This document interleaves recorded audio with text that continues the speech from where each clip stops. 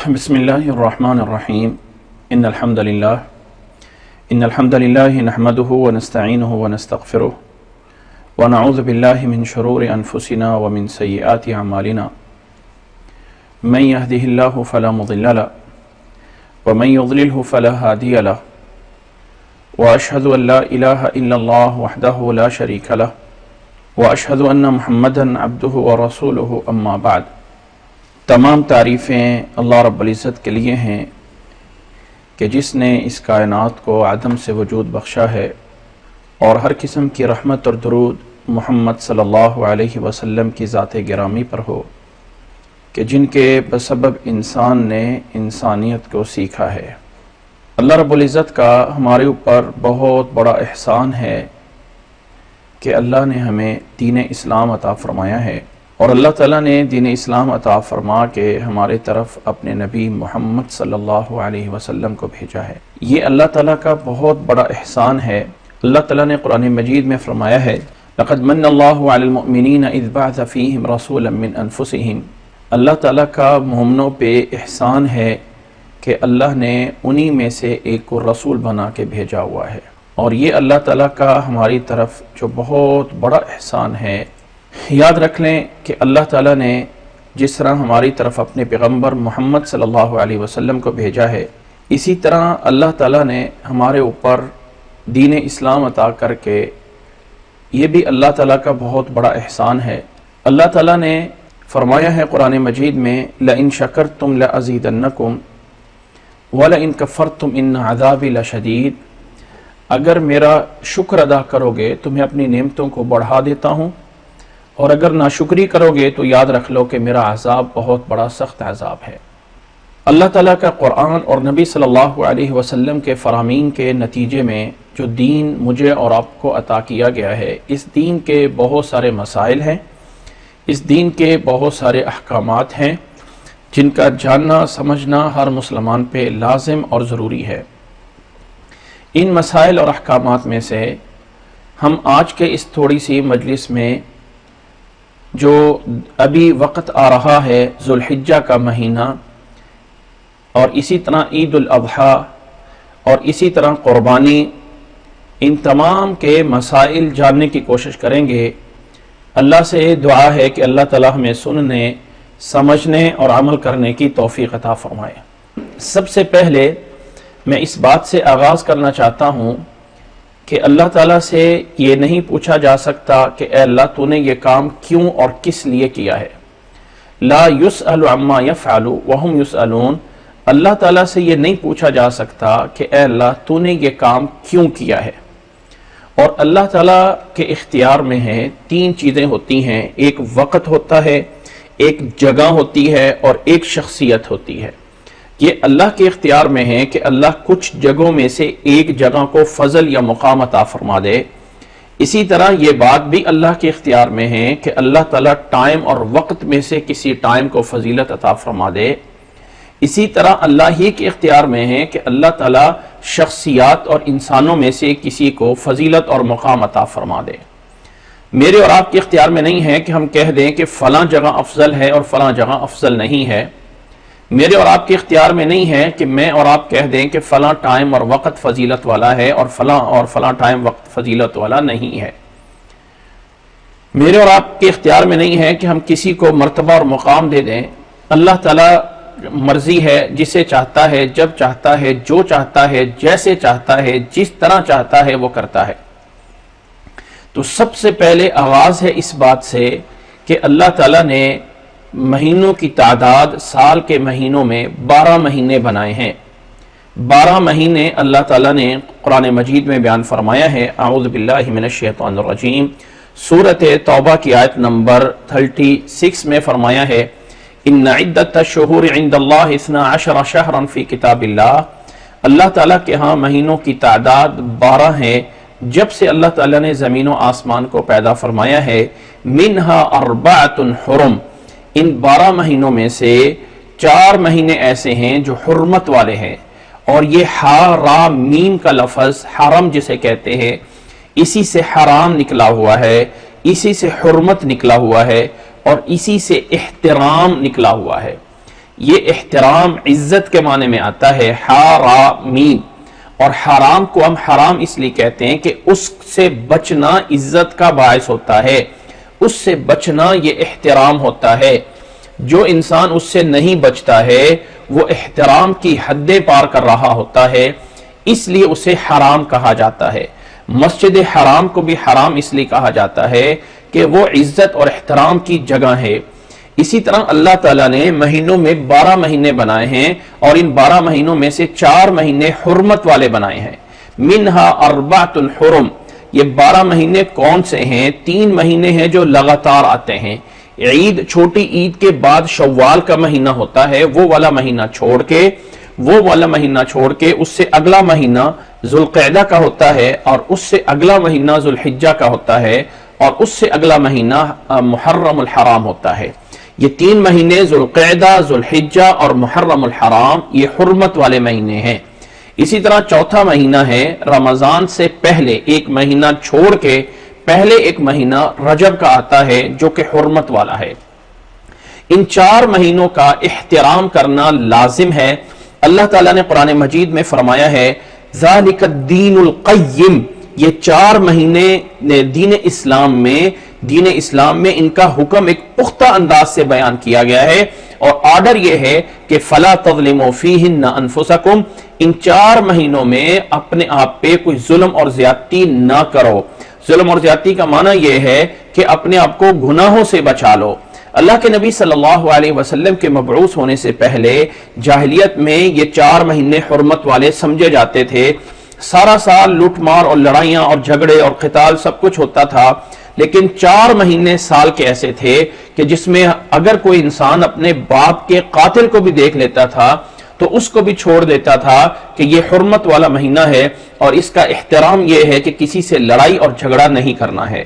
تو اللہ تعالیٰ نے اس حرمت کو اسلام میں برقرار رکھا ہے کہ 4 مہینے ہیں، ان کا احترام کیا جائے، اپنے آپ کو گناہوں سے بچایا جائے۔ یہ پہلا مسئلہ ہے آج کل کے موجودہ اور جس وقت سے ہم گزر رہے ہیں ذوالقعدہ کے مہینے میں، اور اس سے اگلا ذوالحجہ کا مہینہ ہے، اور اس سے اگلا جو ہے وہ پھر محرم کا مہینہ ہے۔ ان کا احترام جاننا، سمجھنا اور ایمان لے کے آنا کہ یہ بات اللہ تعالیٰ نے قرآن مجید میں فرمائی ہے، کسی حدیث میں بھی نہیں ہے۔ حدیث میں ہے تو پھر بھی بڑا مقام ہے، لیکن اللہ تعالیٰ نے قرآن مجید میں سورۃ توبہ کی آیت نمبر 36 میں فرمایا ہے فَلَا تَظْلِمُوا فِيهِنَّ أَنفُسَكُمْ وَقَاتِلُوا الْمُشْرِكِينَ كَافَّةً كَمَا يُقَاتِلُونَكُمْ كَافَّةً وَاعْلَمُوا أَنَّ اللَّهَ مَعَ الْمُتَّقِينَ، اور جان لو کہ اللہ تعالیٰ متقین کے ساتھ ہے۔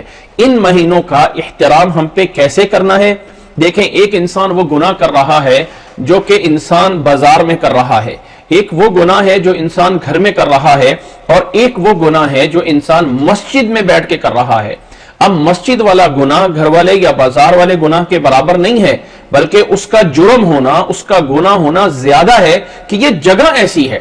اسی طرح اگر انسان باقی مہینوں میں اللہ کی نافرمانی کرتا ہے تو وہ بھی نافرمانی ہے، لیکن ان 4 مہینوں کے اندر انسان کو کم از کم یہ لحاظ ہونا چاہیے کہ یہ حرمت والا مہینہ ہے، یہ احترام کا مہینہ ہے، اس میں ہم کم از کم زیادتی، لڑائی جھگڑا اس سے جو ہے وہ بچا جائے۔ فرمایا فَلَا تَظْلِمُوا فِيهِنَّ أَنفُسَكُمْ، یہ اللہ تعالیٰ کا حکم ہے۔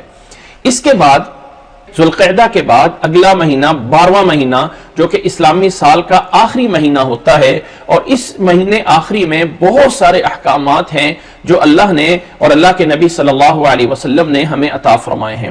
سب سے پہلے تو یہ جو مہینہ ہے ذوالحجہ کا جب شروع ہوتا ہے، ذوالحجہ کا مہینہ، اس کے پہلے 10 دن کو اسلام کے اندر بہت اہمیت دی گئی ہے، بلکہ قرآن مجید کے اندر سورۃ الفجر میں جو اللہ تعالیٰ نے فرمایا ہے اعوذ باللہ من الشیطان الرجیم بسم اللہ الرحمن الرحیم والفجر ولیال عشر، اللہ تعالیٰ نے قسم اٹھائی ہے فجر کی، اور اللہ تعالیٰ نے فرمایا ہے 10 راتوں کی قسم۔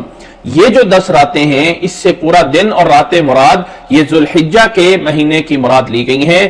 یہی بات روایت کرتے ہیں حضرت عبداللہ ابن عباس، حضرت عبداللہ ابن زبیر اور دوسرے بہت سارے مفسرین کہ ولیال عشر سے مراد ذوالحجہ کے پہلے 10 دن ہیں جن کو اور زیادہ احترام حاصل ہے۔ ایک تو حرمت والے مہینے ہونے کے لحاظ سے، اور دوسرا ان کی ایک الگ سی اہمیت ہے، اور جس چیز کی اللہ تعالیٰ قرآن مجید میں قسم اٹھاتا ہے اس کے لیے لازم ہوتا ہے کہ اس کو اللہ تعالیٰ کوئی عظمت دے رہا ہے، کوئی احترام دے رہا ہے۔ اور رسول اللہ صلی اللہ علیہ وسلم نے حدیث میں بیان فرمایا ہے، عبداللہ ابن عباس رضی اللہ تعالیٰ عنہ سے روایت ہے کہ رسول اللہ صلی اللہ علیہ وسلم نے فرمایا ما من ایام العمل الصالح فیہن احب الی اللہ من هذه الایام العشر قال ولا الجهاد في سبيل الله الا رجل خرج بنفسه وماله فلم يرجع بشيء من ذلك او كما قال علیہ الصلوۃ والسلام۔ یہ روایت بخاری میں موجود ہے کہ رسول اللہ صلی اللہ علیہ وسلم نے فرمایا کہ جتنے بھی دن ہیں، جتنے بھی سال کے دن ہیں، ان تمام دنوں میں سے سب سے زیادہ اللہ تعالیٰ کو محبوب جن میں نیک اعمال ہیں وہ ذی الحجہ کے پہلے 10 دن ہیں۔ پہلے 10 دنوں میں جتنا عمل اللہ تعالیٰ کو محبوب ہے باقی سال کے دنوں میں اتنا کسی دن میں نہیں ہے۔ اب پوچھنے والے صحابہ نے پوچھا کہ اللہ کے نبی صلی اللہ علیہ وسلم اگر کوئی انسان ان 10 دنوں کو چھوڑ کے باقی دنوں میں اللہ کے راستے میں جہاد پہ جاتا ہے، اللہ کے راستے میں قتال پہ جاتا ہے، کیونکہ جہاد اور قتال اسلام میں بہت بڑی اہمیت رکھتا ہے، ذروۃ سنامہ الجہاد فی سبیل اللہ۔ اللہ کے نبی صلی اللہ علیہ وسلم نے فرمایا تھا کہ اللہ کے راستے میں یہ جو جہاد کرنا ہے یہ ایک ایسا ہے اسلام میں کہ پورے اسلام کی ایک چوٹی ہے۔ پوچھا گیا اللہ کے نبی صلی اللہ علیہ وسلم کہ یہ ذو الحجہ کے 10 دنوں کے مقابلے میں اگر باقی دنوں میں کوئی انسان جہاد کرتا ہے تو کیا وہ بھی فضیلت نہیں رکھتا؟ فرمایا ہاں وہ بھی فضیلت نہیں رکھتا۔ وَلَا الْجِهَادُ فِي سَبِيلِ اللَّهِ، ہاں ایک صورت یہ ہے کہ اِلَّا رَجُلٌ خَرَجَ بِنَفْسِهِ وَمَالِهِ، انسان اپنا سارا مال لے کے، ساری جان لے کے، جان مال سب کچھ لے کے اللہ کے راستے میں نکلتا ہے اور کوئی چیز بھی واپس نہیں آئی، نہ جان نہ مال، سب کچھ اللہ کے راستے میں قربان ہو گیا۔ یہ انسان تو فضیلت رکھ سکتا ہے، لیکن اس کے علاوہ کوئی اور عمل ایسا نہیں ہے جو اللہ کے راستے میں کیا گیا ہو اور 10 الحجہ کے اعمال سے زیادہ فضیلت رکھتا ہو۔ علماء اور محدثین فرماتے ہیں کہ رمضان کی راتیں فضیلت والی ہیں اور جو ذو الحجہ کے دن ہیں یہ فضیلت والے ہیں۔ رسول اللہ صلی اللہ علیہ وسلم سے حضرت عبداللہ بن عمر رضی اللہ تعالیٰ عنہ روایت کرتے ہیں کہ آپ صلی اللہ علیہ وسلم نے فرمایا ایک دوسری روایت میں کہ ما من ایام اعظم عند اللہ ولا احب فیہ من العمل من هذه الایام العشر، اللہ تعالیٰ کو ان 10 دنوں سے زیادہ باقی دنوں میں جتنا ان کے اندر اللہ تعالیٰ کو اعمال پسند ہیں اتنا باقی دنوں میں نہیں ہے۔ اور اللہ کے نبی صلی اللہ علیہ وسلم نے اب ان 10 دنوں کا ایک خاص عمل بتایا ہے۔ اب یہ فضیلت تو ہو گئی، اب عمل ان دنوں میں کیا کرنا ہے؟ فرمایا فَأَكْثِرُوا فِيهِنَّ مِنَ التَّحْلِيلِ وَالتَّكْبِيرِ وَالتَّحْمِيدِ، ان 10 دنوں میں زیادہ سے زیادہ اللہ اکبر، زیادہ سے زیادہ لا الہ الا اللہ، زیادہ سے زیادہ الحمدللہ یہ پڑھنا ہے، زیادہ سے زیادہ یہ تحلیل، تکبیر، تحمید، اللہ اکبر لا الہ الا اللہ، اللہ اکبر وللہ الحمد، یہ تکبیر کے الفاظ رسول اللہ صلی اللہ علیہ وسلم کے صحابہ سے اس طرح نقل کیے گئے ہیں۔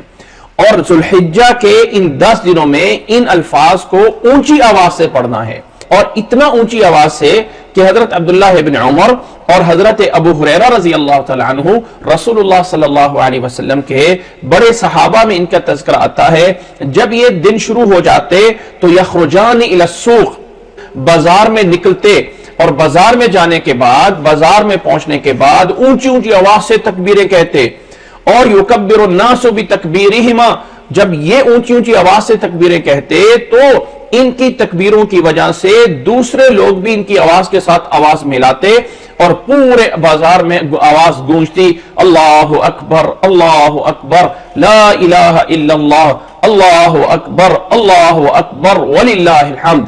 اس لیے یاد رکھ لیں، خاص کر ذو الحجہ کے دنوں میں کثرت کے ساتھ اونچی آواز سے ان تکبیرات کو کہنا ہے، یہ پہلا عمل ہے۔ ان 10 دنوں کا جب 10 دن شروع ہو جاتے ہیں، جس عمل کا کوئی ٹائم نہیں ہے، دیکھیں ہر ایک چیز کا ایک ٹائم ہوتا ہے۔ اب انسان اگر کہے کہ میں ان 10 دنوں میں قرآن مجید زیادہ پڑھ رہا ہوں تو وہ بھی جائز ہے، لیکن زیادہ یہ ہے کہ یہاں پہ اللہ کے نبی صلی اللہ علیہ وسلم کا حکم ہے فَأَكْثِرُوا فِيهِنَّ مِنَ التَّحْلِيلِ وَالتَّكْبِيرِ وَالتَّحْمِيدِ، اگر کوئی انسان کہے کہ میں دروشی پڑھ رہا ہوں، استغفار کر رہا ہوں، وہ بھی صحیح ہے، لیکن زیادہ فضیلت یہ ہے کہ آخری یہ ذوالحجہ کے پہلے 10 دنوں میں کثرت کے ساتھ تکبیریں، لا الہ الا اللہ، الحمدللہ، اللہ اکبر، اس کو کسی طرح بھی پڑھ سکتا ہے، یہ اللہ تعالیٰ کی طرف سے بھی ہے۔ وَلِتُكَبِّرُ اللَّهَ عَلَى مَا هَدَاكُمْ، سورۃ حج میں باقاعدہ اللہ تعالیٰ نے بیان فرمایا ہے، اور رسول اللہ صلی اللہ علیہ وسلم کے صحابہ نے اس کو اس طرح کر کے عمل کر کے دکھایا ہے۔ یہ جب ذوالحجہ کے دن شروع ہو جاتے ہیں تو دوسرا عمل ان دنوں میں یہ ہے کہ رسول اللہ صلی اللہ علیہ وسلم سے حضرت ام سلمہ رضی اللہ تعالیٰ عنہ نقل کرتی ہیں کہ رسول اللہ صلی اللہ علیہ وسلم نے فرمایا اذا دخل العشر واراد احدكم ان يضحي فلا يمسكن من شعره وبشرته شيئا وفي روایت فلا يمسن من شعره وبشرته شيئا۔ رسول اللہ صلی اللہ علیہ وسلم سے حضرت ام سلمہ نقل کرتی ہیں کہ آپ صلی اللہ علیہ وسلم نے فرمایا جب ذوالحجہ کے 10 دن شروع ہو جائیں اور تم میں سے کوئی انسان قربانی کرنا چاہتا ہے تو اسے یہ چاہیے کہ اپنے جسم سے نہ ہی کوئی بال اتارے، اپنے جسم سے نہ ہی کوئی ناخن اتارے، اپنے جسم سے کوئی چیز، انسان کے اوپر زخم ہوا ہے تو اس کو بھی خود چھیلنا نہیں ہے، خود بخود گر جائے، کچھ ہو جائے تو وہ الگ بات ہے، کیونکہ حدیث میں بشرتی ہی شیعہ کہ انسان کی چمڑی سے، انسان کے بال سے، انسان کے ناخن سے کوئی چیز کاٹنا منع ہے۔ اب یہ منع ہونا کتنا منع ہے کہ اللہ کے نبی صلی اللہ علیہ وسلم کا حکم ہے، آرڈر ہے، فَلْيَمْسَكْ یا فَلَا يَمَسَّ مِنْ شَعْرِهِ وَبَشَرَتِهِ شَيْئًا۔ یہ اللہ کے نبی صلی اللہ علیہ وسلم کا یہ حکم ان لوگوں کے لیے ہے جو قربانی کرنا چاہتے ہیں۔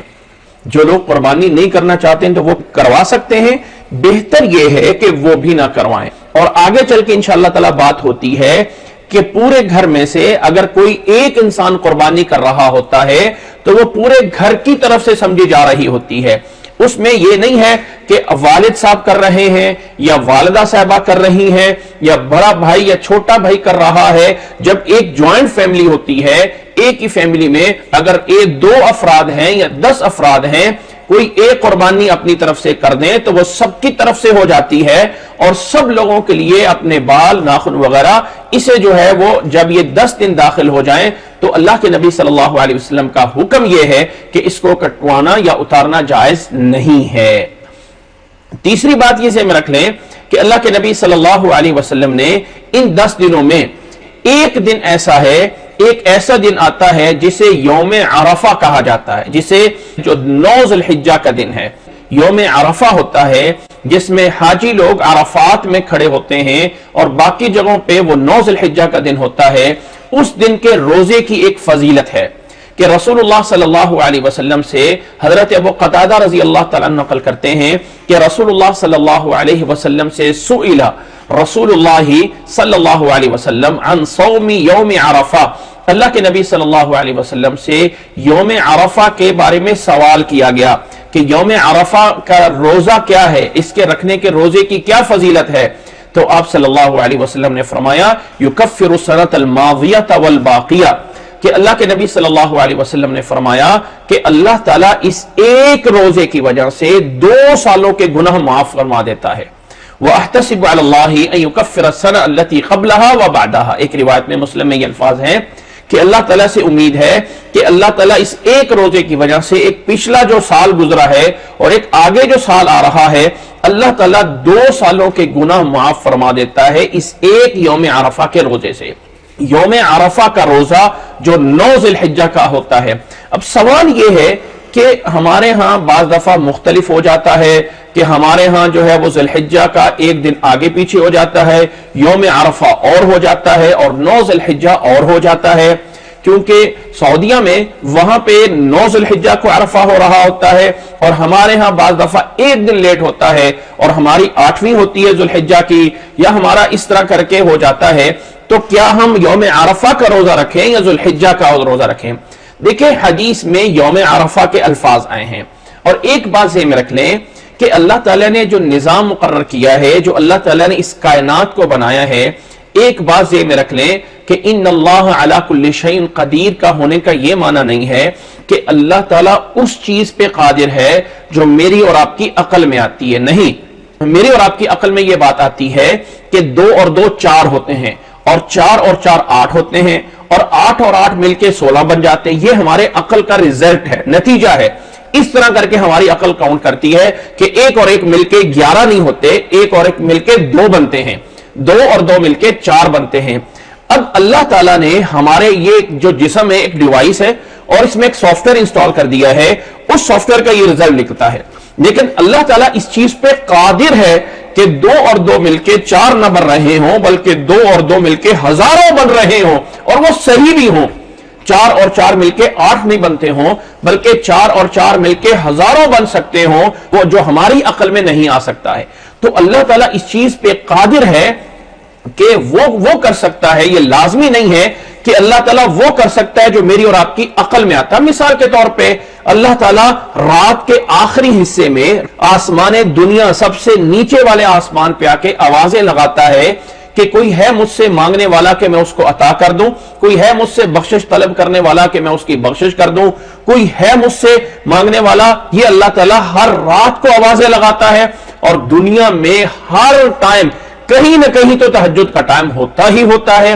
دوسری سائڈ پہ اللہ تعالیٰ نے قرآن مجید میں 7 دفعہ کہا ہے کہ الرحمن علی العرش استوى، اللہ تعالیٰ رحمان عرش پہ مستوی ہے، اور عرش 7 آسمانوں کے اوپر اللہ تعالیٰ کی کرسی ہے، اور اس کرسی کے اوپر اللہ تعالیٰ کا عرش ہے.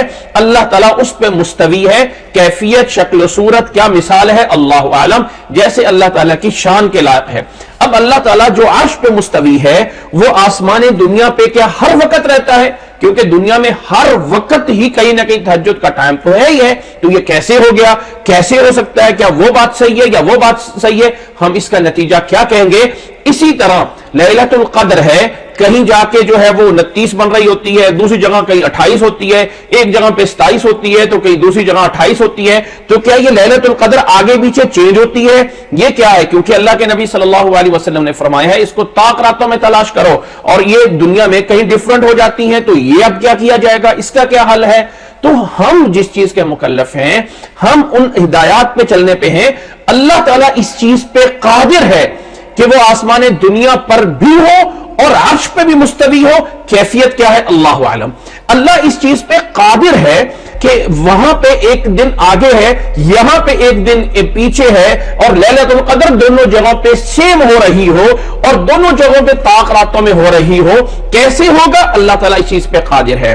اسی طرح میں اور آپ اس چیز کے مکلف ہیں کہ اصل یہ ہوتا ہے کہ ہر چیز کو اپنے لحاظ سے ٹائم پہ چلانا ہوتا ہے. مثال کے طور پہ اگر سعودیہ عربیہ میں فجر کی نماز ہو گئی ہے تو کیا ہم ان کی فجر کی وجہ سے اپنے ہاں روزہ بند کر سکتے ہیں؟ کیا ہم ان کے ظہر کی بنیاد پہ اپنی ظہر کا ٹائم لگا سکتے ہیں؟ کیا ادھر کے سورج غروب ہونے کی بنیاد پہ ہم اپنی جگہ پہ جو ہے وہ مغرب یا سورج کو غروب کر سکتے ہیں؟ نہیں. ان کے ہاں اپنا ایک ٹائم ہے، یہ زمین کا ایک سرکل ہے، ایسے چل رہا ہے.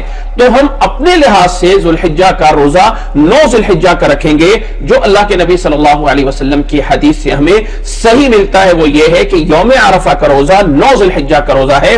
لیکن یہ 10 دن ایسے ہیں کہ جن میں اعمال اللہ تعالیٰ کو زیادہ سے زیادہ محبوب ہیں. تو اگر کوئی انسان 9 دنوں کا سارے کا روزہ رکھ لے تو یہ کتنی اچھی بات ہے.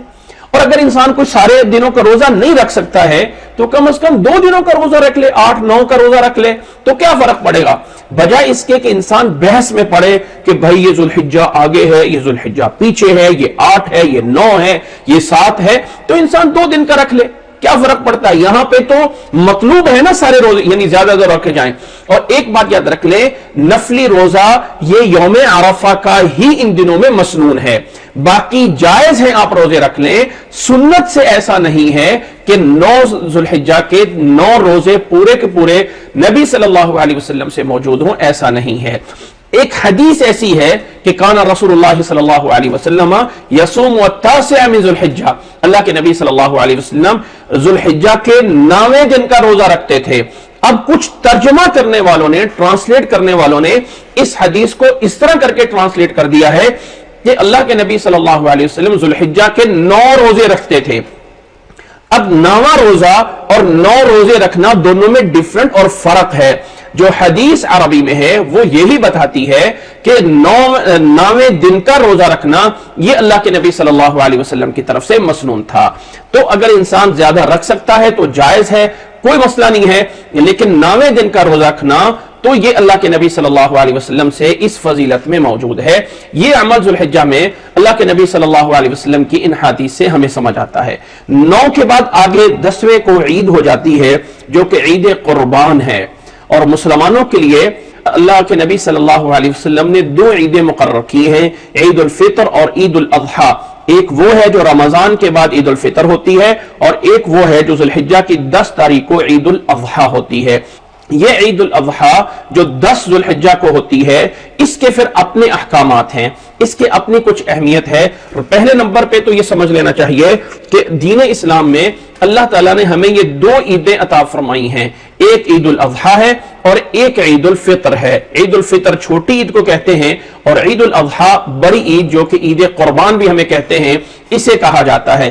عید کے لیے ایک جنرل احکامات یہ ہیں کہ اللہ کے نبی صلی اللہ علیہ وسلم کا ایک خاص لباس ہوتا تھا جو اللہ کے نبی صلی اللہ علیہ وسلم عید میں اور جمعہ میں پہنا کرتے تھے. تو اگر انسان عید کے لیے کوئی اپنے لیے اچھے کپڑے بنا لیتا ہے, کوئی اچھے کپڑے پہن لیتا ہے, تو یہ بھی مسنون ہے. اسی طرح عید والے دن اللہ کے نبی صلی اللہ علیہ وسلم بڑی عید میں پہلے اللہ کے نبی صلی اللہ علیہ وسلم نماز پڑھتے تھے اور پھر عید کے بعد ذبح کرتے تھے. اللہ کے نبی صلی اللہ علیہ وسلم سے حضرت برار بن عازب رضی اللہ تعالیٰ روایت کرتے ہیں کہ ان اول ما نبدأ فی یومنا هذا ان نصلی ثم نرجع فننحر. اللہ کے نبی صلی اللہ علیہ وسلم عید والے دن پہلے نماز پڑھتے اور پھر اس کے بعد قربانی کرتے تھے. اللہ کے نبی صلی اللہ علیہ وسلم چھوٹی عید والے دن, چھوٹی عید کو عید کی نماز میں جانے کے لیے کچھ کھجوریں کھا کے جاتے تھے, کوئی چیز کھا کے جاتے تھے, اور بڑی عید کو اللہ کے نبی صلی اللہ علیہ وسلم کچھ نہیں کھاتے تھے, یہاں تک کہ عید کی نماز پڑھ کے آ کے جانور ذبح کرتے اور اس جانور میں سے اللہ کے نبی صلی اللہ علیہ وسلم اپنے لیے کھاتے تھے. عید والے دن کوئی روزہ نہیں ہے. کچھ لوگ سمجھتے ہیں کہ عید والے دن روزہ ہوتا ہے اور اس کے لیے باقاعدہ سحری کھاتے ہیں, اور اس روزے کو جا کے ہم نے عید کا گوشت کھا کے افطار کرنا ہوتا ہے. ایسا کچھ نہیں ہے. یہ ایک الگ سنت ہے, مسنون ہے, کہ اللہ کے نبی صلی اللہ علیہ وسلم جو ہیں چھوٹی عید کو کچھ نہ کچھ کھا کے جاتے تھے اور بڑی عید میں کچھ نہیں کھاتے تھے, یہاں تک کہ عید کی نماز پڑھ لیتے اور نماز پڑھنے کے بعد کچھ اللہ کے نبی صلی اللہ علیہ وسلم قربانی ذبح کرتے اور اس میں سے اللہ کے نبی صلی اللہ علیہ وسلم جو ہے وہ کھاتے تھے.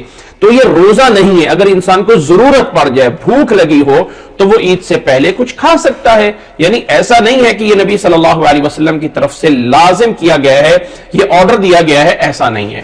یہ جب ہمیں مسائل جان لیے, عید کی نماز پڑھنی ہے, عید کے نماز کے مسائل اپنی جگہ پہ ہے کہ 2 رکعت نماز پڑھی جائے گی. اللہ کے نبی صلی اللہ علیہ وسلم کے دور میں دونوں عیدوں کی نماز مدینہ سے باہر میدان میں آ کے پڑھی جاتی تھی.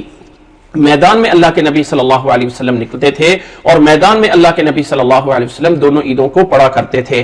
اب اکثر جگہوں پہ یا ایسے ممالک میں جہاں باہر نکلنا ممکن نہیں ہے تو مساجد میں نماز پڑھی جاتی ہے, کہ مسجدوں میں جو ہے وہ نماز پڑھ لی جاتی ہے عید کی نماز. تو مسجد, اگر ہم باہر کی جگہ پہ مسجد میں نماز پڑھتے ہیں تو اگر کبھی کوئی ایسے عذر پیدا ہو جائیں, ایسے کوئی مسئلہ پیدا ہو جائے, کوئی وبا ایسی پھیل جائے کہ جس کی وجہ سے مسجدوں میں جانا عمومی طور پہ مشکل ہو گیا ہو, تو ایسی صورت میں اگر گھر میں بھی عید کی نماز پڑھ لی جائے گی تو اس میں کوئی حرج نہیں ہے. یہاں پہ یہ کہنا کہ عید کی نماز گھروں میں ہوتی ہی نہیں ہے, ایسا نہیں ہے. جو ہم مسجد میں پڑھ رہے ہیں, اللہ کے نبی صلی اللہ علیہ وسلم تو مسجد میں بھی نہیں پڑھتے تھے, اللہ کے نبی صلی اللہ علیہ وسلم تو میدان میں پڑھتے تھے. تو میدان کی جگہ پہ جب ہم مسجد میں پڑھ سکتے ہیں تو مسجد کی جگہ پہ کسی عذر کی وجہ سے اس عید کی نماز کو گھروں میں بھی پڑھا جا سکتا ہے. عید کی نماز جو ہے وہ 2 رکعتیں ہوتی ہے, عموماً جیسے ہم عام نماز پڑھتے ہیں اس طرح کر کے 2 رکعتیں ہوتی ہیں, اور اس عید کی نماز میں 12 تکبیریں ہوتی ہیں. پہلی رکعت میں 7 تکبیریں ہوتی ہیں اور دوسری رکعت میں 5 تکبیریں ہوتی ہیں, اور دونوں رکعتوں میں یہ تکبیرات سورۃ فاتحہ سے پہلے ہوتی ہیں. سورۃ فاتحہ قرات سورۃ فاتحہ سے پہلے, سورۃ فاتحہ شروع کرنے سے پہلے پہلی رکعت میں 7 تکبیریں اور دوسری رکعت میں 5 تکبیریں ہوتی ہیں. یہ عید کی نماز ہوتی ہے. عید کی نماز کے بعد اللہ کے نبی صلی اللہ علیہ وسلم نے جو ہمارے لیے ان دنوں میں ایک اہم چیز ہمارے لیے بنائی گئی ہے, اور وہ ہے قربانی. قربانی کرنا، ایک جانور جو ہے وہ ذبح کرنا، یہ ایک قربانی ہمارے لیے بنائی جاتی ہے۔ اور یہ اللہ تعالیٰ نے قرآن مجید میں فرمایا ہے وَلِكُلِّ أُمَّةٍ جَعَلْنَا مَنْسَكًا لِيَذْكُرُوا اسْمَ اللَّهِ عَلَى مَا رَزَقَهُم مِّن بَهِيمَةِ الْأَنْعَامِ۔ اللہ تعالیٰ نے فرمایا ہے کہ ہم نے ہر ایک امت کے لیے قربانی کے کچھ اصول، کچھ طریقے بنائے ہیں۔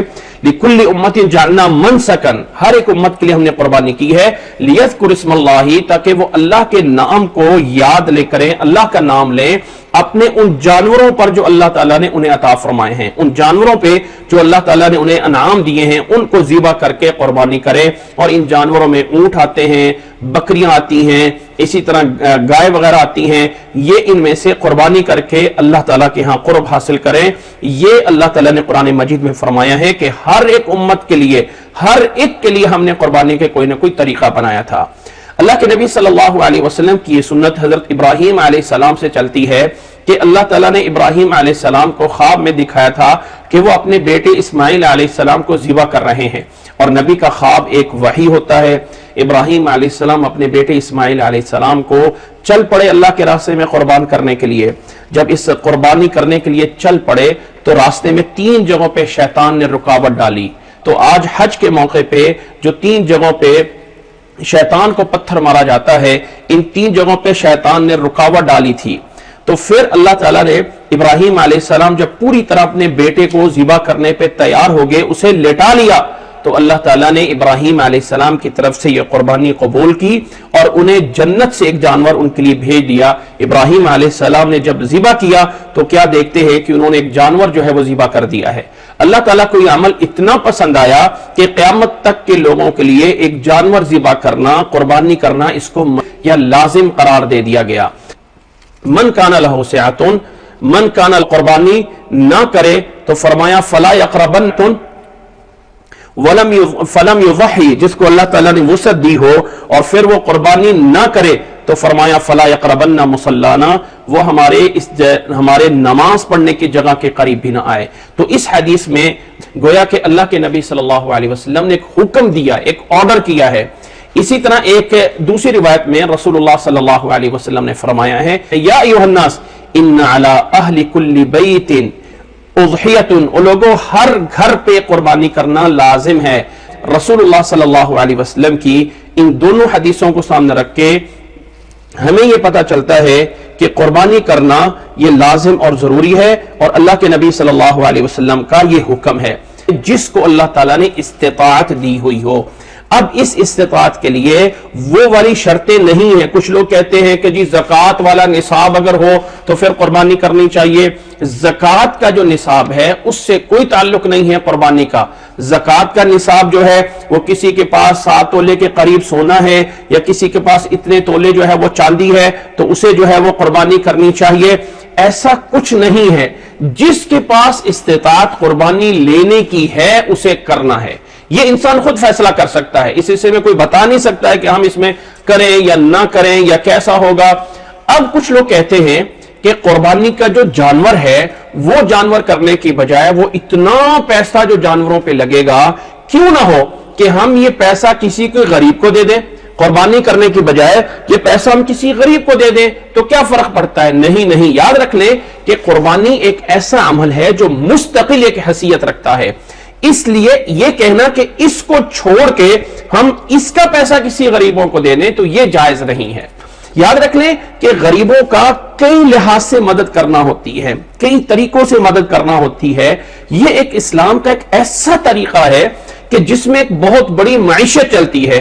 ایک گزشتہ عید پہ ایک آرٹیکل جو ہے وہ پرنٹ ہوا تھا، تو میں اس پہ آپ لوگوں کو پڑھ کے سنا دیتا ہوں، اس سے کچھ اندازہ ہو جاتا ہے۔ بتایا یہ گیا تھا کہ عید الاضحیٰ پر ایک اندازے کے مطابق 4 کھرب روپے سے زیادہ کا مویشی کا کاروبار ہوتا ہے۔ تقریباً 23 ارب روپے قصائی مزدوری کے طور پر کماتے ہیں، 3 ارب سے زیادہ چارے کے کاروبار والے کماتے ہیں۔ پاکستان کاروبار کی دنیا میں سب سے بڑا کاروبار عید پر ہوتا ہے، نتیجتاً غریبوں کو مزدوری ملتی ہے، کسانوں کا چارہ فروخت ہوتا ہے، دیہاتیوں کو مویشیوں کی اچھی قیمت ملتی ہے، اربوں روپے گاڑیوں میں جانور لائے جانے والے کماتے ہیں، بعد ازاں غریبوں کو کھانے کے لیے مہنگا گوشت مفت میں ملتا ہے، کھالیں کئی 100 ارب روپے میں فروخت ہوتی ہیں، چمڑے کی فیکٹریوں میں کام کرنے والوں کو مزید کام ملتا ہے۔ یہ سب پیسہ جس نے کمایا ہے وہ اپنی ضروریات پر جب خرچ کرتے ہیں تو نہ جانے کتنے خرب کا کاروبار دوبارہ سے ہوتا ہے۔ یہ قربانی غریب کو صرف گوشت نہیں کھلاتی بلکہ آئندہ سارا سال غریبوں کے روزگار اور مزدوری کا بندوبست بھی کرتی ہے۔ دنیا کا کوئی ایسا ملک کروڑوں اربوں روپے امیروں پر ٹیکس لگا کر پیسہ غریبوں میں بانٹنا شروع کر دے تب بھی غریبوں اور ملک کو اتنا فائدہ نہیں ہوتا جتنا اللہ تعالیٰ کے اس حکم کو ماننے والے ایک مسلمان ملک کو فائدہ ہوتا ہے۔ جو لوگ اکنامکس یا جو لوگ اس کو اقتصادیات کو جانتے ہیں وہ اس بات کو سمجھتے ہیں جب سرکولیشن ہوتی ہے کسی بھی چیز میں تو لوگوں کو اس سے کتنا فائدہ اور کتنا اچھائی ہوتی ہے۔ تو یاد رکھ لیں کہ کوئی انسان کہتے ہیں کہ بھائی بجائے اس کے کہ ہم قربانی کریں وہی پیسہ ہم غریبوں کو دے دیں، لوگ ضرورت مند ہیں، فلاں ہیں، وہ ہمارے سامنے ایک فرد یا 10 افراد تو ہو سکتے ہیں لیکن جو ایک اجتماعی چیز ہوتی ہے اس کے اندر جو فائدہ ہوتا ہے وہ ہمیں بہت دیر بعد جا کے پتہ چلتا ہے۔ اس لیے یاد رکھ لیں کہ اللہ کے نبی صلی اللہ علیہ وسلم کی طرف سے یہ حکم ہے کہ جس کے پاس استطاعت ہو وہ قربانی کرے۔ من کان لہ سعۃ فلم یضحی فلا یقربن مصلانا۔ اسی طرح نسائی میں فرمایا یا ایھا الناس ان علی اہل کل بیت اضحیۃ، ہر گھر پہ قربانی کرنا فرمایا لازم ہے جس انسان کے اوپر استطاعت موجود ہو۔ اب اس میں اگلا مسئلہ سمجھنا ہے۔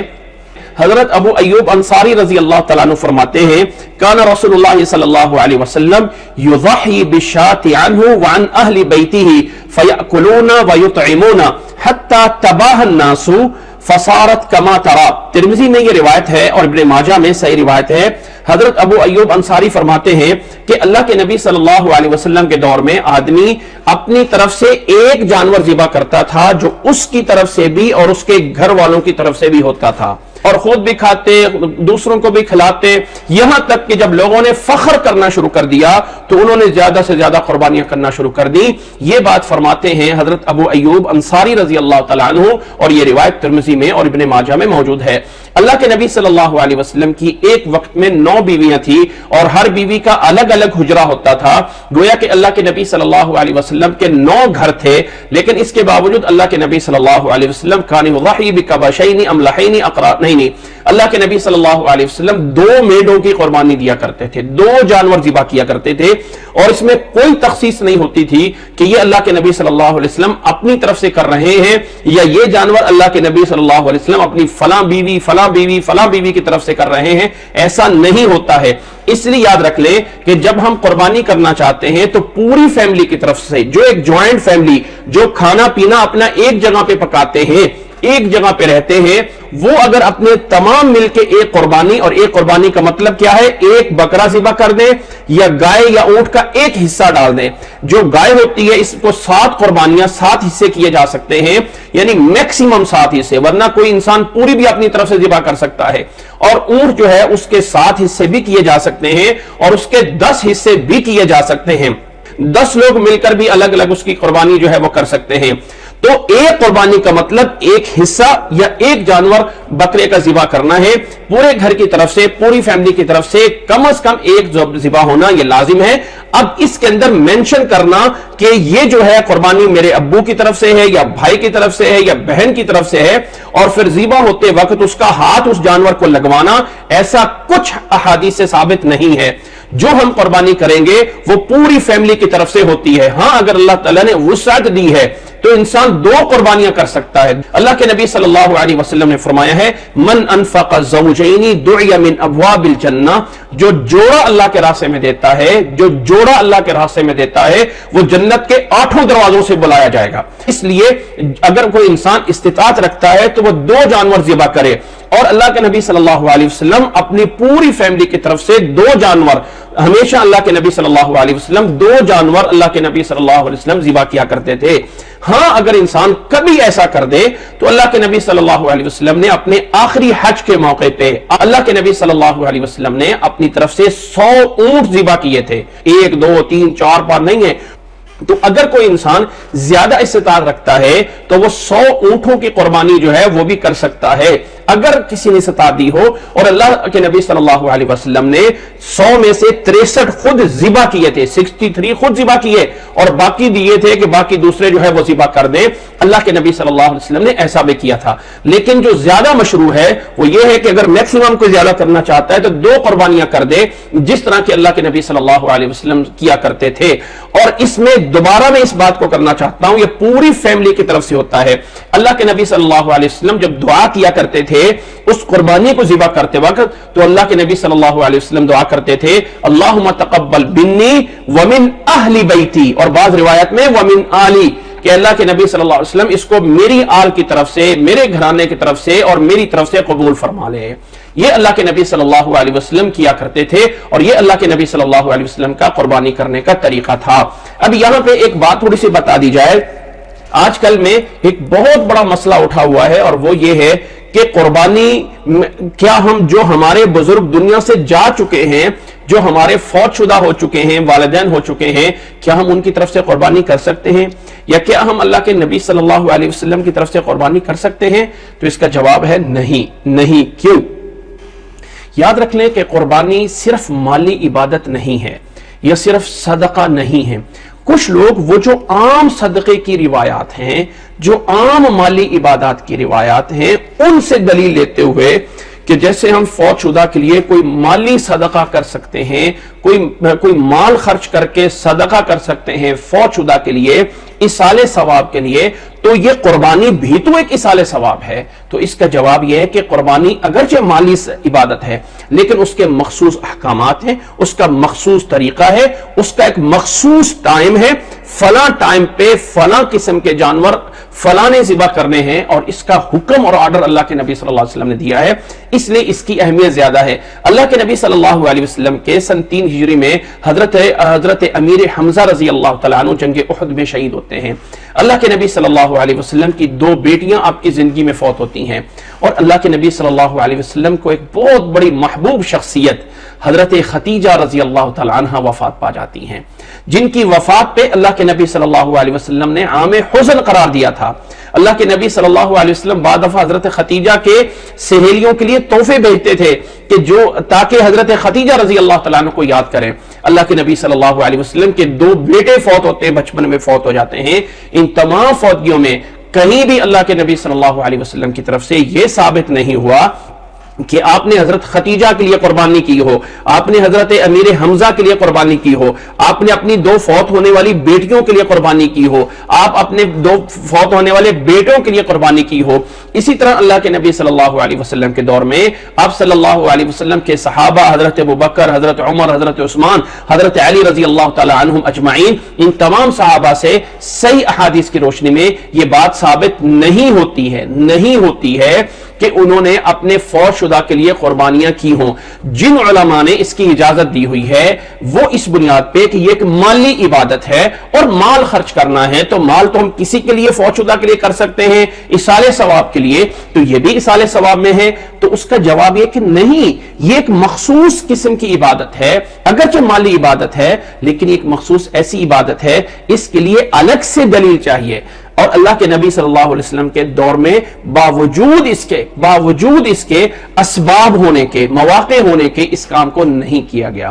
تو جب اللہ کے نبی صلی اللہ علیہ وسلم کے دور میں نہیں کیا گیا تو ہم اس کو سنت نہیں کہہ سکتے, اس کو عبادت نہیں کہہ سکتے, اس کو اسلام کا عمل نہیں کہہ سکتے. ہاں, ایک صورت میں کی جا سکتی ہے کہ فوت ہونے والے نے اپنی طرف سے کچھ وصیت کر گیا ہو کہ یہ والا میرا مال ہے. فوت ہونے والا اپنے مال میں سے تیسرے حصے تک کی کسی کام کے لیے بھی وصیت کر سکتا ہے کہ میرے مال کا جو تیسرا حصہ ہے وہ فلاں جگہ پہ لگا دیا جائے, فلاں جگہ پہ کر دیا جائے, وہ اس کی وصیت کر سکتا ہے.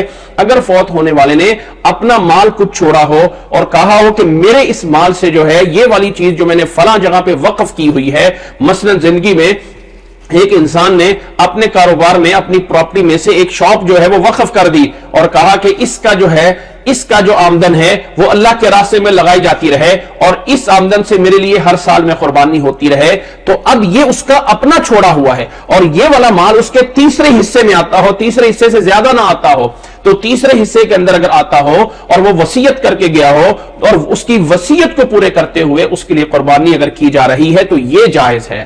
کیونکہ یہ فوت ہونے والا خود بول کے گیا ہے، یہ کہہ کے گیا ہے، لیکن یہ اس کے کہے بغیر یا اس کے جو ہے وہ بتائے بغیر ہم یہ سمجھے کہ ہم خود اپنے والدین کی طرف سے، اپنے دادا دادی کی طرف سے، اپنے نانا نانی کی طرف سے، اپنے خالہ کی طرف سے، اپنے فلاں کی طرف سے فوت ہونے والے کے لیے قربانی کریں، تو یہ اسلام میں جائز نہیں ہے۔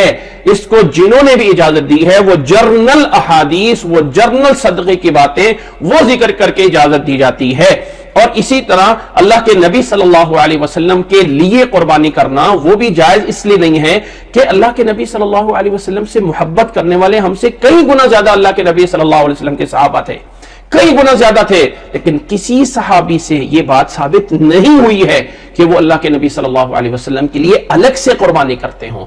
ہاں، اس کا ایک طریقہ موجود ہے کہ انسان جو اپنی قربانی کر رہا ہے اس کے اندر یہ نیت کر لے کہ اللہ یہ جانور میری طرف سے اور میرے فوت شدہ والدین کی طرف سے اور میرے گھر والوں کی طرف سے قبول فرما لے، یہ جائز ہے، یہ اسلام میں جائز ہے۔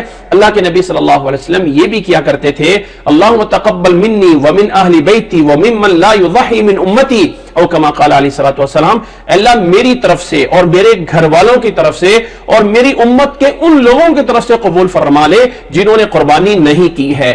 تو اس طرح کر کے انسان نیت کر سکتا ہے کہ اللہ میری طرف سے، میرے والدین کی طرف سے، میرے بچوں کی طرف سے، میری بیوی کی طرف سے، میرے فوت ہونے والے بھائی کی طرف سے، میرے فوت ہونے والے بہن کی طرف سے، میرے فوت ہونے والے دادا دادی سے، میرے فوت ہونے والے نانا نانی سے، ان سب کی طرف سے اے اللہ میری اس قربانی کو قبول فرما لے۔ اللہ کے نبی صلی اللہ علیہ وسلم کی قربانی کی دعا میں ایک یہ دعا بھی ہے کہ اللہم تقبل منی ومن آلی، اللہ میری طرف سے اور میری آل کی طرف سے قبول فرما لے۔ جب آل بول دیا گیا تو اس میں سارے آ گئے، کوئی زندہ ہیں، کوئی فوت ہو گئے ہیں، سارے کے سارے آ گئے، لیکن الگ سے مینشن کرنا، یاد رکھ لیں اللہ کے نبی صلی اللہ علیہ وسلم سے یہ بات ثابت نہیں ہے۔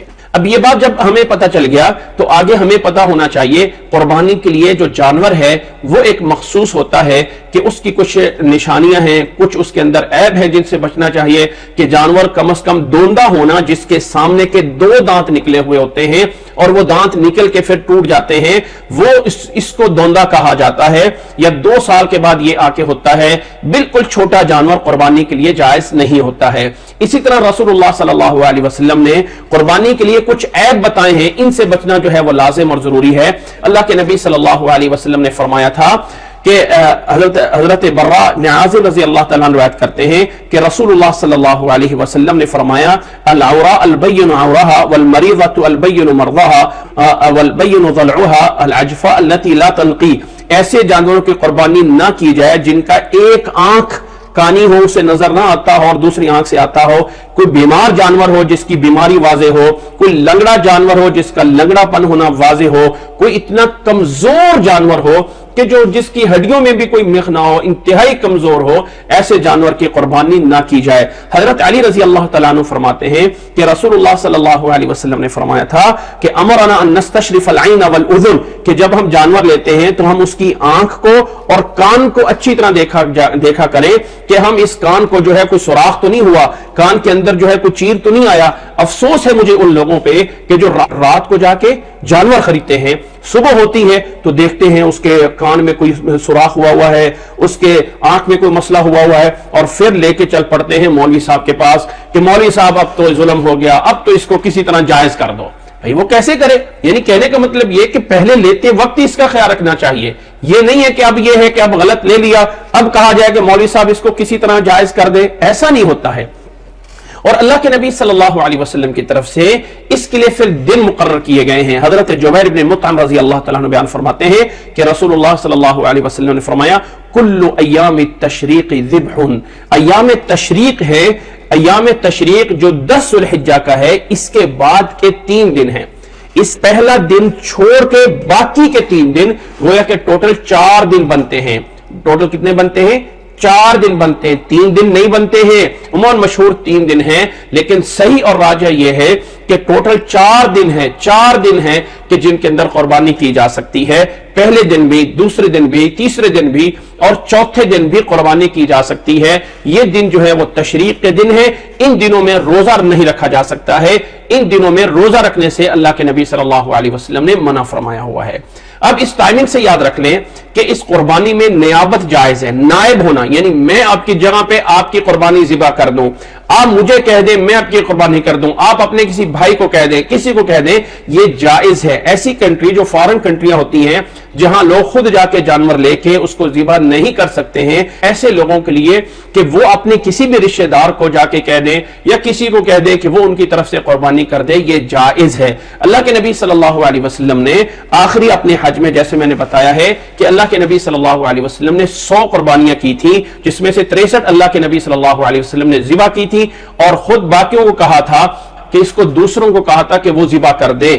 تو اس میں نیابت جائز ہوتی ہے، کسی دوسرے کو کہہ دینا کہ وہ قربانی کر دے، اور جو دوسرا کرے گا، نوٹ کریں اس بات کو، جو دوسرا کرے گا وہ اپنے ٹائم پہ کرے گا۔ مثال کے طور پہ کسی کنٹری میں عید ایک دن پہلے ہو گئی ہے، کسی دوسری کنٹری میں عید ایک دن بعد میں ہوئی ہے، تو اب جانور جہاں پہ ذبح ہو رہا ہے وہاں کے لحاظ سے قربانی کا ٹائم ہونا چاہیے۔ یہ نہیں ہے کہ آپ کہیں جی ہماری عید تو ہو گئی ہے، آپ کی عید ہوئی ہے یا نہیں ہوئی ہے، جانور پہلے سے ذبح کر دیا جائے، ایسا جائز نہیں ہوتا ہے۔ اور جب تک قربانی کا جانور ذبح نہیں ہوتا ہے اس وقت تک جس نے قربانی کرنی تھی اس کے لیے اپنے ناخن کاٹنا، بال اتارنا، جسم کے کسی حصے سے کوئی چیز اتارنا یہ جائز نہیں ہوتا ہے۔ جب قربانی کا جانور ذبح ہو جاتا ہے اس کے بعد جائز ہوتا ہے کہ وہ اپنے جسم سے کوئی چیز اتارنا چاہیں تو اللہ کے نبی صلی اللہ علیہ وسلم کی طرف سے یہ جائز ہے کہ اس طرح کر سکتے ہیں۔ اسی طرح یاد رکھ لیں کہ اس قربانی کے بارے میں کچھ ایسی روایات ہیں، کچھ ایسی موضوع روایات ہیں جن میں سے ایک روایت پیش کی جاتی ہے کہ جتنا اچھا جانور قربانی کا لوگے یہ قربانی کے جانور پل صراط پہ تمہاری سواریاں بنیں گی، پل صراط پہ تمہاری سواریاں بنیں گی، یہ روایت بھی ضعیف ہے۔ اسی طرح یہ کہنا کہ جتنے اس کے بال ہیں اتنی نیکی ملیں گی، یہ روایت بھی سندن صحیح نہیں ہے۔ یہ قربانی کے کچھ احکامات ہیں، یہ اس کا ٹائم ہے، یہ اس کا طریقہ ہے۔ اللہ کے نبی صلی اللہ علیہ وسلم سے اس طرح کر کے اس کے احکامات بیان کیے گئے ہیں۔ عید کی نماز اگر قربانی کے دن عید کی نماز اور جمعے کا دن ایک دن آ جاتا ہے تو اگر ایک نماز پڑھ لی جائے تو دوسری نماز اس کی جگہ کفایت کر جاتی ہیں۔ اللہ کے نبی صلی اللہ علیہ وسلم کی طرف سے یہ کچھ احکامات آئے ہیں، اس کا جاننا سمجھنا ہر مسلمان پہ لازم اور ضروری ہے۔ اللہ ہمیں سمجھنے کی اور اللہ ہمیں عمل کرنے کی توفیق عطا فرمائے۔ جزاکم اللہ احسن الجزاء۔ اللہ تعالیٰ سب کو جزائے خیر عطا فرمائے اور اللہ تعالیٰ ہمیں یہ مسائل سمجھنے کی اور عمل کرنے کی توفیق عطا فرمائے۔ آج میں اسی پہ اکتفا کرتا ہوں۔ ابھی آپ لوگوں کے سوالات ہوں گے، جتنے بھی کس کے سوالات ہوں گے انشاءاللہ تعالیٰ میں سب کے سوالات کے جوابات دینے کی کوشش کروں گا۔ اللہ تعالیٰ ہمیں عمل کرنے کی توفیق عطا فرمائے۔ اچھا یہ ہے کہ قربانی کے ٹائم اگر مرد نہیں ہے تو کیا عورت کر سکتی ہے؟ جی ہاں، عورت بھی ذبح کر سکتی ہے اور عورت بھی قربانی کر سکتی ہے، یہ جائز ہے اور منع نہیں ہے۔ جی السلام علیکم رحمۃ اللہ۔ السلام ورحمۃ اللہ وبرکاتہ۔ سر وہ اسی کا حضور صلی اللہ علیہ وسلم کے نام سے کر سکتے ہیں یا نہیں؟ یہ بہت زیادہ مسئلہ کھڑا ہوا ہے کہ وہ کہنے کہ نہیں وہ آپ نے امت کے لیے کی تو ہم کے لیے کر سکتے ہیں، اس کی کوئی حدیث ہے یا نہیں؟ دیکھیں نیک عمل کے کرنے کے لیے دلیل چاہیے ہوتی ہے، نفی کے لیے دلیل نہیں چاہیے ہوتی ہے، کرنے کے لیے دلیل چاہیے ہوتی ہے۔ ایک حدیث حضرت علی سے بھی تو ہے نا کہ وہ روایت ضعیف ہے۔ جزاک اللہ خیر۔ اللہ تعالیٰ سب کو جزائے خیر عطا فرمائے۔ السلام علیکم رحمۃ اللہ۔ حضرت علی رضی اللہ تعالیٰ عنہ سے ایک روایت بیان کی جاتی ہے کہ اللہ کے نبی صلی اللہ علیہ وسلم نے فرمایا کہ تم میری طرف سے قربانی کیا کرنا۔ وہ روایت سندن ضعیف ہے بلکہ موضوع درجے کی من گھڑت روایت ہے۔ فیملی کے تمام ممبر کی طرف سے الگ الگ کرنا قربانی یہ جائز نہیں ہے۔ ہم پوری فیملی کی طرف سے ایک سے زیادہ قربانیاں کر لیں، یہ جائز ہے۔ پوری فیملی کی طرف سے ایک سے زیادہ قربانیاں کر لیں، یعنی آپ چاہتے ہیں کہ ہم 5 فیملی ممبر ہیں تو 5 قربانیاں کر لیں، وہ سب کی طرف سے ہوں گی۔ اس میں مینشن کرنا کہ یہ فلاں کی طرف سے ہے، یہ فلاں کی طرف سے ہے، یہ جائز نہیں ہے۔ میں نے یہ بتایا ہے کہ جو فوت شدہ ہیں ان کی طرف سے الگ قربانی نہیں کر سکتے ہیں، ہاں جو قربانی آپ اپنی کر رہے ہیں اس کے اندر ان سب کی نیت کر سکتے ہیں۔ جی السلام علیکم۔ السلام علیکم ورحمۃ اللہ وبرکاتہ۔ جی وعلیکم السلام ورحمۃ اللہ وبرکاتہ۔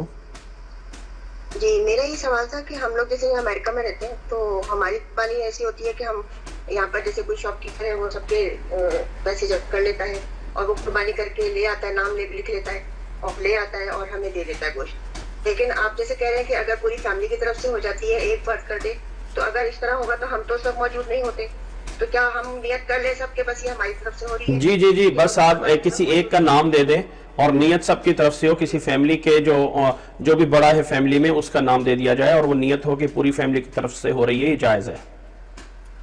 جی بس یہ سوال تھا. جزاک اللہ خیر. اللہ تعالیٰ آپ لوگوں کو خیر عطا فرمائے. السلام علیکم ورحمۃ اللہ. جی السلام علیکم. السلام علیکم ورحمۃ اللہ وبرکاتہ.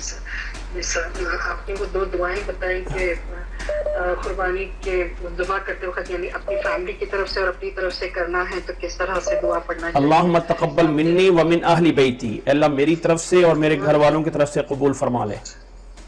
اور اگر اس میں ہم مرنے والوں کو بھی شامل کریں, سب کو شامل کر لیں. اللہ میری طرف سے اہل بیتی ومن ابوائی ووالدیہ, جو بھی لفظ بول دیں, اپنے اردو میں بھی بول دیں تب بھی جائز ہے, اپنی زبان میں بھی بول دیں. اللہ میری طرف سے بسم اللہ اللہ اکبر تو بولنا ہی بولنا ہے, اور پھر اللہ میری طرف سے, میرے والدین کی طرف سے, میری فیملی کی طرف سے, سب کی طرف سے قبول فرما لے. جی یہ آپ نے بہت اچھا مسئلہ کہا کہ ایسے قربانی دینا ضروری ہے, یعنی کسی کو ہم قربانی کے بجائے پیسے نہیں دے سکتے. ابھی انڈیا میں فتویٰ نکلا ہوا ہے کہ جامعہ نظامیہ والوں نے فتویٰ نکالا کہ لوگوں کو پیسوں کی ضرورت ہے, تو جانور ذبح کرنے کے بجائے لوگوں کو پیسے دے دیں گے تو اس میں مدد ہو جائے گی. تو یہ آپ نے بہت اچھی, اصل میں جیسے میں نے چیز بتائی ہے اس سے ہمیں بہت سی چیزیں ہیں جو ہمیں سمجھنے کی ضرورت ہوتی ہے کہ جن لوگوں نے سال بھر کے جانور پال کے رکھے ہوئے ہیں, جن لوگوں نے قربانی کے لیے اپنے پتنی کتنے چارے اکٹھے کیے ہوئے ہیں, وہ بھی سارے غریب ہیں, وہ بھی سارے مساکین ہیں, ان کا بھی کاروبار سارا جا کے یہاں پہ ہونا ہے. جی بالکل, بہت بہت جزاک اللہ خیر. بہت ساری باتیں معلوم سے جزاک اللہ خیر کثیرا. اللہ کو عمر میں برکت دے اور آپ علم کر دے, ہم کو سیکھنا نصیب کرے. آمین آمین. جی السلام علیکم. السلام علیکم ورحمۃ اللہ وبرکاتہ. جی مجھے یہ معلوم کرنا تھا کہ جو گائے میں 7 حصے ہوتے ہیں, کیا اس کی تفصیل ذرا بتا دیجیے گا. سوری وہ حصہ مس کر دیا ہے. گائے میں 7 حصے ہوتے ہیں اور اونٹ میں 10 بھی ہو سکتے ہیں اور 7 بھی ہو سکتے ہیں, یہ میں نے بتایا تھا. اونٹ جو ہے تو اس میں 10 بھی آپ حصے بنا سکتے ہیں, لیکن جو گائے ہے اس میں 7 حصے ہوتے ہیں. جی جی جی. وعلیکم السلام ورحمۃ اللہ وبرکاتہ. جی میں نے یہ نہیں کہا کہ روزہ صرف 2 ہے اور 9 نہیں ہے, میں نے یہ کہا کہ مسنون 1 روزہ ہے اور باقی دنوں میں آپ نیک اعمال کر سکتے ہیں. تو اس پیش نظر اگر 2 رکھ لے, آپ سارے رکھ لے تو جائز ہے, لیکن یہ کہنا کہ صرف 2 ہے ایسا نہیں ہے. جی السلام علیکم ورحمۃ اللہ. وعلیکم السلام ورحمۃ اللہ. ہم نے یہ حدیث سنی تھی اس میں کہ اللہ کے رسول نے 9 روزے, یہ پہلی تاریخ سے لے کر کے 9 ذی الحج تک کبھی بھی روزہ نہیں چھوڑا ہے, ہمیشہ آپ نے رکھا ہے. نہیں, وہ 9 ذی الحجہ کا نہیں ہے. کان رسول اللہ صلی اللہ علیہ وسلم یصوم التاسع, میں نے اس حدیث کا بتایا ہے. اس حدیث کا صحیح ترجمہ یہ ہے کہ اللہ کے نبی صلی اللہ علیہ وسلم نے 9واں روزہ کبھی نہیں چھوڑا ہے. یہ جو روایت ہے اس کی, جیسے میں نے بتایا کہ اس کے ترجمہ کرنے میں اور ٹرانسلیٹ ہونے میں تھوڑا سا مسئلہ ہوا ہے. کچھ کتابوں میں اس طرح کر کے ترجمہ ہو گیا ہوا ہے کہ 9 روزے, جبکہ حدیث کا صحیح ترجمہ یہ ہے کہ وہ 9واں روزہ ہے, 9 روزے نہیں ہیں. نہیں, ایک حدیث جس میں یہ بتاتے ہیں کہ آپ نے کبھی مطلب 4 ایک تو ایام بیت کے روزے کبھی نہیں چھوڑے ہیں, آپ نے پہلے روزے سے 9 روزے تک کبھی نہیں چھوڑا ہے. اسی طریقے سے 3-4 باتیں کہیں, کبھی روزہ نہیں چھوڑا. اصل میں مجھے جو جن روایات کا پتہ ہے میں اپنا بتا سکتا ہوں کہ اللہ کے نبی صلی اللہ علیہ وسلم کی جس حدیث سے 9 کا ترجمہ کیا گیا ہے اس میں 9واں ہے, 9 ذی الحجہ ہے, 9 ذی الحجہ نہیں ہے. وہاں 9 کا لفظ ہے, 9 کا لفظ نہیں ہے. کیا میں اس عالم کا آپ کو بھیج دوں واٹس ایپ؟ جی آپ مجھے بھیج سکتے ہیں, بالکل بھیج سکتے ہیں. انہوں نے اس بات کو لکھا ہے, انہوں نے کہا ہے کہ, اور وہ بھی یعنی سلفی حضرات ہیں وہ. جی جی آپ بھیج سکتے ہیں, کوئی ایشو نہیں, میں دیکھ لوں گا. انہوں نے اس بات کو کہا ہے کہ نہیں آپ نے کبھی بھی نہیں چھوڑا ہے. آپ نے انہوں نے چل بات ہے کہ اللہ کے رسول نے یہ 9 روزے ہمیشہ رکھے. جی آپ مجھے ضرور بھیج سکتے ہیں, میں انشاءاللہ اس کو دیکھ لوں گا. انشاءاللہ میں بھیجتا ہوں. ٹھیک ہے, جزاک اللہ. جی جزاک اللہ. وعلیکم السلام ورحمۃ اللہ وبرکاتہ. جی کین وی یوز زکوٰۃ فنڈ فار اور اینی, مطلب قربانی کے لیے زکوٰۃ نہیں دے سکتے ہیں, اور زکوٰۃ الگ ہے, قربانی الگ ہے. اگر ان دنوں میں آپ جو ذو الحجہ کے 10 دن ہیں, ان دنوں میں یوم عرفہ کے علاوہ باقی دنوں میں قضا روزی بھی رکھ لیں تو جائز ہے. Can we give meat to non مسلم کو گوشت دے سکتے ہیں, بالکل دینا جائز ہے, اس میں کوئی منع نہیں ہے, دے سکتے ہیں. کین وی گیو میل اور فیمیل گٹ, اور قربانی کے لیے جانور جو ہے وہ بکری ہے یا بکرا ہے, دونوں طرح جائز ہے, اس میں کوئی منع نہیں ہے کہ یہ میل یا فیمیل ہو, دونوں طرح دیا جا سکتا ہے. کسی مردہ کے لیے ہم کلاتھ یا کپڑے وغیرہ تقسیم کر سکتے ہیں. دیکھیں کسی مردہ کے لیے آپ کوئی بھی چیز تقسیم کر سکتے ہیں مالی عبادات میں سے، عام جو چیزیں ہوں گی، جب کسی چیز کے لیے ٹائم اور وقت خاص ہو جاتا ہے تو وہ ایک الگ عبادت ہوتی ہے، ٹھیک ہے؟ قربانی ایک ٹائم بھی خاص ہے، اس کا وقت بھی خاص کر دیا گیا ہے۔ جی اللہ تعالیٰ آپ لوگوں کو جزائے خیر عطا فرمائے۔ اچھا یہ سوال کہ کیا ہم لازم ہے کہ قربانی کے 3 حصے کرنے ہیں؟ دیکھیں یہ کوئی طریقہ یا یہ حکم نہیں آیا ہے، یہ بات ایک اہم ہے، سمجھ لی جائے۔ قربانی کو گوشت کو 3 حصے تقسیم کیا جاتا ہے، ایک حصہ گھر میں رکھ لیا جاتا ہے، ایک حصہ جو ہے وہ قریبیوں میں تقسیم کیا جاتا ہے، ایک عام تقسیم کر دیا جاتا ہے۔ یہ اچھا ہے طریقہ، لیکن یہ کوئی مسنون نہیں ہے، سنت نہیں ہے۔ آپ سارا بھی تقسیم کر سکتے ہیں اور سارا بھی رکھ سکتے ہیں، سارا بھی رکھ سکتے ہیں۔ اللہ کے نبی صلی اللہ علیہ وسلم سے شروع میں اللہ کے نبی صلی اللہ علیہ وسلم نے 3 دن سے زیادہ جو ہے وہ گوشت رکھنے سے منع فرمایا تھا، بعد میں اللہ کے نبی صلی اللہ علیہ وسلم نے اجازت دے دی کہ اس کو کھاؤ پیو ذخیرہ کرو، سب کر سکتے ہو، اللہ کے نبی صلی اللہ علیہ وسلم نے اجازت دے دی تھی۔ تو قربانی کا یہ جو گوشت ہے اس کے 3 حصے کرنا لازم نہیں ہے، آپ سارا بھی تقسیم کر سکتے ہیں اور اگر ضرورت ہے اور سارا رکھ بھی سکتے ہیں، لیکن رکھنے کی صورت میں ایسا نہیں ہونا چاہیے کہ پڑوسیوں کے پاس کچھ بھی نہ ہو اور ادھر ہم اپنی فریجیں جو ہے وہ بھر کے سارا رکھ لیں، ایسا نہیں ہونا چاہیے۔ لیکن یہ ایک اچھی تقسیم ہے، پر یہ مسنون یا سنت نہیں ہے۔ جزاکم اللہ احسن الجزاء۔ اور انٹرنیٹ پہ قربانی کریں یہ کیسے ہوگا؟ مطلب اس کو ویڈیو کال کر کے، یہ کہنا مطلب ہے؟ اگر تو یہ مطلب ہے تو اس میں کرنا نہ کرنے میں کوئی حرج نہیں ہے۔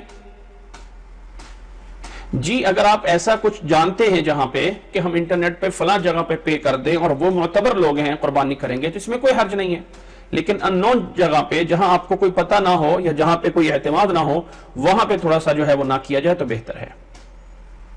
دیکھیں ایک بات ذہن رکھ لیں، کچھ ایسے روزے ہیں جن کی اپنی ایک حیثیت موجود ہے، جیسے ذوالحجہ کا روزہ ہے، جیسے محرم کا یوم عاشورہ کا روزہ ہے، جیسے کہ شوال کے 6 روزے ہیں جن کی اپنی ایک حیثیت موجود ہے۔ ان روزوں کے اندر آپ مکس کر لیں فرض روزے کو تو یہ صحیح نہیں ہے، یعنی قضا روزے کو، لیکن ایک ہے جرنل نفل، جیسے سوار کا روزہ ہے، جیسے جمعرات کا روزہ ہے، جیسے ایام 20 کا روزہ ہے، تو ان دنوں میں اگر آپ فرض روزے کی قضا کی نیت بھی کر لیں تو جائز ہے۔ لیکن جو روزے باقاعدہ ٹائم کے ساتھ فکس اور فضیلت کے ساتھ فکس الگ سے منشن ہوئے ہیں، جیسے شوال کے ہیں، ذوالحجہ کا ہے، محرم کا روزہ ہے، تو اس کے ساتھ قضا کے روزے کی نیت کرنا، یہ چونکہ ان کی الگ ایک حیثیت موجود ہے تو اس کو آپ الگ سے کریں اور فرض روزے کی نیت ایک الگ سے رکھیں۔ اس کے علاوہ سوار کے روزے ہیں یا ذوالحجہ کے پہلے جو ہیں وہ 8 روزے ہیں، ان کے اندر اگر آپ قضا روزے کی نیت کر لیتے ہیں تو اس میں کوئی حرج نہیں ہے۔ السلام علیکم۔ جی وعلیکم السلام۔ مجھے یہ پوچھنا تھا کہ ہم صدقہ ادھر کرسچن لوگ جو ہیں ان کو دے سکتے ہیں؟ جی دے سکتے ہیں، بس مین چیز یہ ہے کہ اس میں جہاں پہ ہمیں یہ پتا ہو کہ ہم کے مسلمان ہونے کا کچھ چانس ہے، بہتر ہے ایک ہے یہ وہ صدقہ جو زکوٰۃ ہے، یا یہ وہ صدقہ جو کہ آپ سمجھ لیں کہ تھوڑا سا وہ صدقہ ہے جو خالص صدقہ جسے اللہ کے نبی صلی اللہ علیہ وسلم صدقہ نہیں قبول کرتے تھے، ہدیہ قبول کر لیتے تھے، وہ جو ہے وہ ان غیر مسلم کو دے سکتے ہیں جنہیں اسلام کے قریب کرنا ہو۔ ایک ہے جرنل نیکی، وہ تو اگر کسی جانور کو بھی جیسے کتے کو پانی پلایا تھا تو اللہ تعالیٰ نے اس کی بھی بخشش کر دی تھی، تو وہ آپ کسی بھی ایک نیکی کے طور پہ کسی بھی اگر غیر مسلم کو دے دیتے ہیں اس میں کوئی حرج نہیں ہے۔ لیکن جن صدقات کی اپنی ایک حیثیت ہے، زکوٰۃ ہے، یا وہ ایک صدقے کی نیت کی جائے جو صدقہ اللہ کے نبی صلی اللہ علیہ وسلم اور اہل بیت کے لیے صحیح نہیں تھا، وہ غرباء کے لیے تھا، وہ اگر صدقے کی نیت ہے تو پھر اس کے لیے ایسے غیر مسلم کو دیا جا سکتا ہے جس کو اسلام کے قریب کرنا مقصد ہو۔ اللہ تعالیٰ نے ایسے لوگوں کے لیے مؤلفۃ القلوب کا لفظ بولا ہے قرآن مجید میں۔ اور صدقے کا بتانا ضروری ہے کہ یہ صدقہ ہے؟ کوئی بتانا ضروری نہیں ہوتا ہے۔ اسی طرح یہ سوال ایک بہت اہم کیا جا رہا ہے، کیا قربانی کرنے والے کے گھر میں اگر کوئی گوشت آ جائے تو وہ لے سکتا ہے؟ جائز ہے، یہ ایک ہدیہ اور تحفہ ہوتا ہے، یہ صدقہ نہیں ہے۔ قربانی کا گوشت صدقہ نہیں ہے، یہ ہدیہ اور تحفہ ہے۔ جیسے آپ کسی اپنے قریبی کو تحفہ دیتے ہیں، قربانی کرنے والے کے گھر میں اگر کوئی آ جاتا ہے تو جائز ہے، کوئی منع نہیں ہے۔ اللہ تعالیٰ آپ سب لوگوں کو جزائے خیر عطا فرمائے۔ میں اسی کے ساتھ اجازت لیتا ہوں آپ لوگوں سے۔ ایک بات میں بتاتا جاؤں کہ یہاں ہمارے پاس بھی پاکستان میں جہاں ہم اپنے ایک ہاسپٹل رن کر رہے ہیں، ہر سال ایک اجتماعی طور پہ قربانیاں ہوتی ہیں اور بہت سے لوگوں کو یہاں پہ گوشت کی امید ہوتی ہے اور لوگ آتے ہیں اور اپنے لیے گوشت جو ہے وہ لے جاتے ہیں۔ تو اس سال بھی ایسا ہی ہے، اگر آپ میں سے کچھ لوگ قربانی کرنا چاہتے ہوں اور ان کو اپنے ہاں کرنے میں مشکل ہو، دوسری جگہ کرنے ہو، تو آپ مجھ سے رابطہ کر سکتے ہیں۔ ہمارے ہاں چھوٹی قربانی بھی بڑی قربانی بھی سب کا پورا ایک پراپر انتظام موجود ہوتا ہے، جہاں پہ آپ ایک صحیح سنت کے مطابق اور صحیح طریقے سے ہم اس کی قربانی جو ہے وہ کرتے ہیں۔ اگر آپ اس میں کرنا چاہیں تو یہ بھی انشاءاللہ تعالی ایک اجر اور نیکی ہوگی. اللہ تعالی ہم سب کی طرف سے قبول فرمائے. جزاکم اللہ احسن الجزا. اللہ تعالی آپ سب لوگوں کو جزائے خیر عطا فرمائے. میں پھر آج اسی کے ساتھ اجازت لیتا ہوں. آپ لوگوں سے خصوصی دعاؤں کی درخواست ہے. جزاکم اللہ احسن الجزا. سبحانک اللہم و بحمدک اشہد ان لا الہ الا انت استغفرک و اتوب الیک. السلام علیکم.